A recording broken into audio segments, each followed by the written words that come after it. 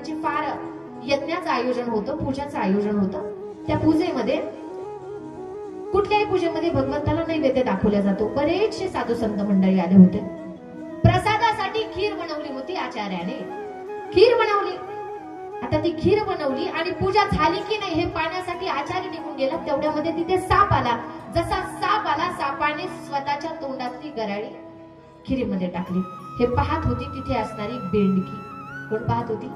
बेंडकी. तिने पाहिलं, म्हणे ही जर खीर साधू संतांनी खाल्ली तर फार अपराध होईल, गुन्हा होईल, पाप लागेल. आणि या पापाची जबाबदारी कोण घेईल?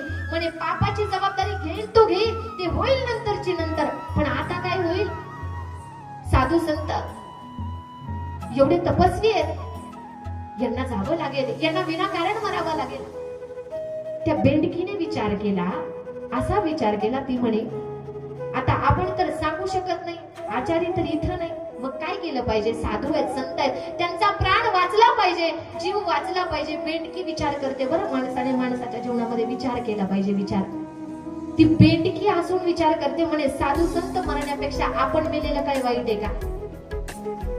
म्हणून ती बेंडकी म्हणते आपण सांगू शकत नाही, आपण काय करू, उडी घेऊ. आणि ती उडी घेऊन या खिरीमध्ये त्या ठिकाणी उडी टाकू म्हटलंय. आपण उडी टाकली की खीर कुणी खाणार?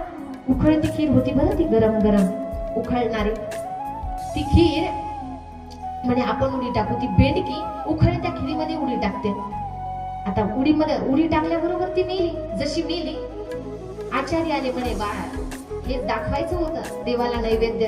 आणि काय बेंडकी मेली म्हणे, याच्यामध्ये खीर कोणी खाल्ली नाही. तुम्हाला माहितीये, ती बेंडकी ज्यावेळेस मेली हे सगळं भगवान परमात्मा पाहत होते.